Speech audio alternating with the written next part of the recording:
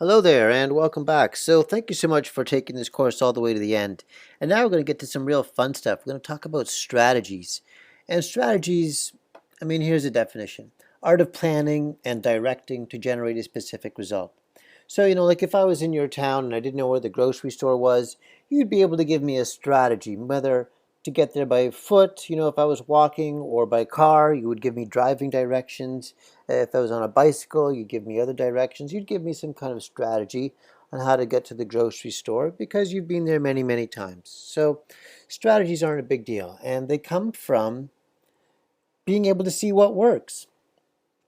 So the reason I mention that is because a lot of strategies has to do with this type of cartoon. Scientists will look at things through a microscope and they'll look at neurons and oligodendrocytes and glia cells and the limbic system and amygdala and hippocampus and all this kind of stuff, and all that stuff is important. And then, they come with their scientific conclusions, and yeah, that's great. And then they, have proof of stuff that exists, like memory reconsolidation. But then on the flip side, on the other side of the equation, there are people that aren't looking at the cellular and molecular information about data. What they're looking at is the people. So in other words, seeing what people have been successful at doing stuff. So in other words, if 1, 2, 3, 4, 5, 6 people went to the grocery store and came back, then I would say, you know what, they all took this certain path, all took this certain route, and then you'd know if you followed that same path and their strategy, you could get to the grocery store too, just by following what successful people have done. So that's what the difference is between the scientists and people who are more like social science. Scientists are looking at things through a microscope, whereas other people have a different point of view, more of a larger perspective. So the reason I'm mentioning this is because we're getting into strategies here. Now, one of the things that's really important about strategies is looking to see who's been using them for the longest. Now, here is certainly one man that's been using them for a long time. This is Bruce Ecker. He is a family therapist, and he is also the co-founder of Coherence Therapy, and he's also the co-author of this fantastic book. It's called Unlocking the Emotional Brain, Eliminating Symptoms at Their Roots Using Memory Reconsolidation. So he had clients, and he found them, a lot of them, some would have like major clinical depression, some of them would have like they'd be a drifter the whole life, and then they'd have a session with Ecker, and he would able to basically give them this huge transformational intervention. And he found out later that the strategic sessions that he was having with his clients was also in sympathy with that memory reconsolidation intervention that was discovered by neuroscience. And so he's been using his type of therapy in a way that is very similar to memory reconsolidation, using his interventions resting on a framework of memory reconsolidation, which is why he gets such great results.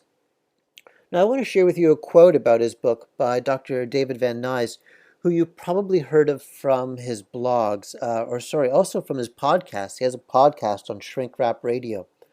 I want to give you a quote, what he reviewed this book. He said, "Unlocking the Emotional Brain is destined to be a landmark publication. I'm sensing an emerging consensus in the field of psychotherapy. I think memory reconsolidation and this book could be the hub around which the various approaches unite. It is essential reading for therapists of all stripes." Now, I want to share with you a couple of excerpts from it. Now, this looks like a lot of notes, but I really just want to share with you this bottom line down here where it says, "Many different types of forms of psychotherapy, as well as experiences in other contexts, sometimes succeed in creating transformational change, even when the therapist is not informed about memory reconsolidation and is unaware of fulfilling its requirements." So in other words, a person doesn't have to be a neurobiologist, they don't have to be a therapist, they don't have to be a neuroscientist in order to engage this mechanism in the brain. Sometimes people can be updating their memory files and being able to get over stuff quickly just from a story that they heard from a friend, or just from being able to watch a movie, because ultimately our brains are learning every day naturally and remolding itself and pruning away and rewiring itself all the time in response to experience. Now I want to share with you one other fascinating individual. This is Dr. Richard Bandler. And if you want to talk about a person looking at things from the other side of the equation, well, you have to talk about Dr. Richard Bandler. He is the co-founder of neuro-linguistic programming. And instead of looking through a microscope, like we were seeing in that cartoon, he was looking at people who were very successful at removing phobias. So he put an ad in the paper looking for people who had a phobia and got over it to find out what they were doing. In other words, finding people who went to the grocery store and then asking them how they were able to get there, right? Getting their strategy. And so Dr. Richard Bandler was writing the strategy for how to remove phobias in his book, which came out in, I think this was 1985. Okay, so how is Richard Bandler able to use a strategy that uses the memory reconsolidation process when it hadn't even been scientifically proven for another 14, 15, 25 years or 24 years? The reason is because he wasn't looking at people through the microscope like the scientists were. He was looking at it through the examples of people that were able to have phobias and have challenges and were able to get over it. And then when he found out what they all had in common, boom, he comes up with a strategy. So that is how some strategies are formed. Now I want to share with you, because ultimately the proof is in the pudding. Dr. Richard Bandler was on a show recently to remove a phobia from Michael Strahan on the television show Live with Kelly and Michael. So here is Dr. Richard Bandler. Now, of course, this is 30 years after the publication of his book on how to remove phobias, in his book called How to Use Your Brain for a Change. So obviously Bandler is a super expert in this. He's been coaching this and teaching this and giving seminars on this and giving certificates to people who have passed all of his courses in neuro-linguistic programming. And so now here he is with what is for him a very easy task of removing a phobia, because he's done this literally thousands of times. So at this moment, as you can remember in that memory reconsolidation phase, he does a brief elicitation of the problem state. So in other words, he has Michael think about that thing that makes him scared, which is snakes. So in other words, he has Michael think about the snakes, make a big picture of it like he's been doing all the time. And then Bandler puts his hand up in front of Michael's face, makes the pink picture smaller, shrinks it down, makes it black and white. Instead of putting it all up in front of Michael's face where Michael used to have it, he pretends to drag that picture down to more like his belly button. And then Bandler says to him, okay, now look back at it and try to be afraid. So in other words, he's doing some linguistic apperception here. He's using languaging to redirect where Michael Strahan was originally envisioning that phobic response. So Michael used to think about a big picture in front of him, a big picture in front of his face. Well, Bandler shrinks that picture, and then he kind of puts his fingers in front of this guy's face to get any kind of images this guy had in his mind away. And then Bandler says, look back at that snake and try to be afraid. So the presupposition here is try to be afraid. In other words, attempt and fail. And he's saying, look back at it, when he used to be looking in the front to be afraid. So Bandler has spatially moved the location of where this person was thinking about the phobia, along with putting it behind him, along with using some languaging that is like a form of conversational hypnosis that has Michael now have the phobia image be behind him. So now this is completely different. This is updating the memory. And then at this exact moment, at 2:25, this is a very epic moment, because this is where Michael Strahan in this exact second has concurrently and in the same field of awareness the image of himself being afraid of the snakes and an image of himself being brave with the snakes, having a neutral response with the snakes. Now, he has not experienced that before. He has only seen himself be scared with the snakes. So what Richard Bandler has done, he is being able to update Michael Strahan's memory mechanism. He's engaging this memory reconsolidation process, right? He's turning on the problem, and he's having Michael think of both ways. The snake with a phobia and the snakes with the neutral response. So this unlocks the encoding synapses that were creating this fear memory. Very similar to what Daniel Schiller, who is one of the scientists in the reconsolidation publication that was done, In this talk, remember how she was speaking about how a person would have a fear of the blue squares, and then they put up the blue squares without the shock, and it's that mismatch experience that allows the brain to update its systems so that the brain learns that, sometimes blue squares can be without a shock. Just like Michael Strahan can realize that, sometimes snakes don't have to be things to be afraid of. And Daniel Schiller, of course, is the scientist. She was the one that had published this memory reconsolidation experiment.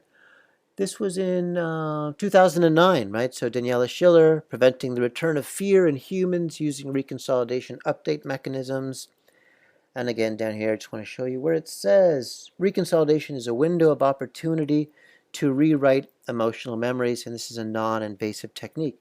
And that's exactly what Richard Bandler was doing. He's employing this memory reconsolidation mechanism, turning on the problem state, updating it with basically seeing the snake without having that phobia response by creating this epic, well, I call it epic, but it's a mismatch experience so that, a person can see themselves with that phobia or with, not being able to get over a breakup or whatever it is that was haunting them from the past, while also seeing it in a completely different light. And that gives the brain that new information that says, things can be another way. You can have, we can have different emotional responses to stimuli or X or whatever that X is. And for Michael, it's snakes. So in this exact second, he's experiencing both in the same window.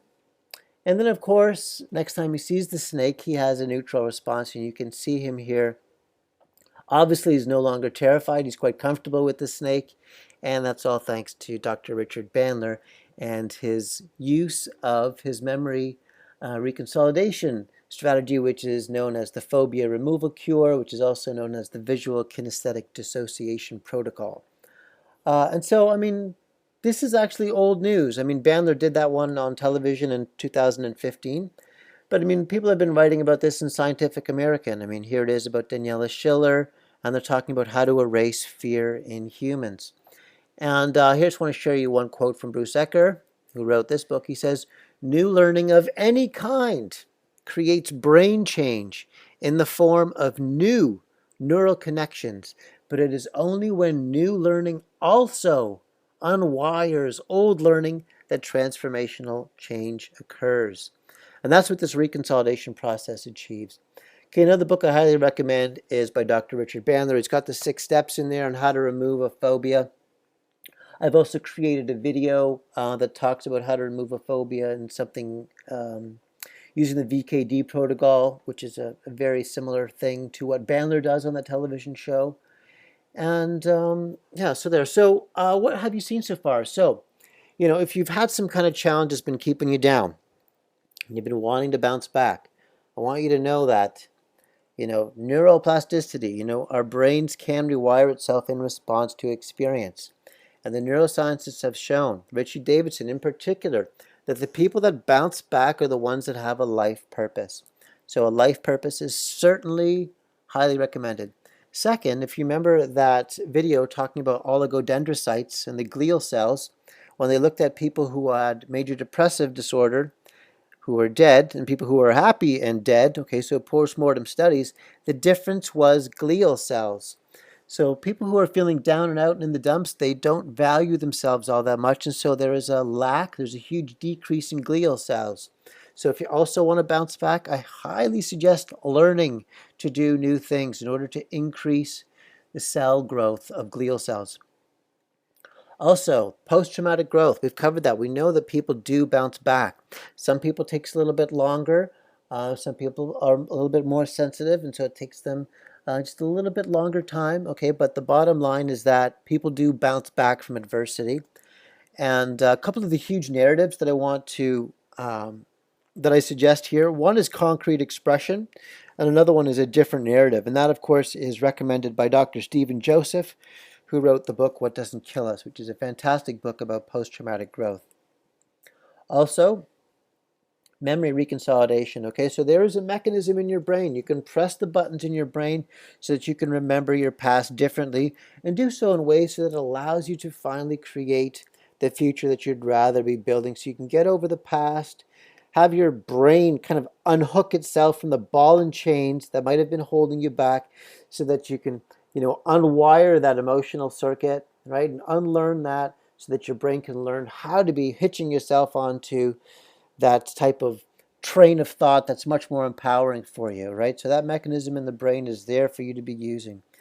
And also there are strategies that uses all of this. Okay, so you can be using mental training strategies to be able to really use your brain for a change, for bouncing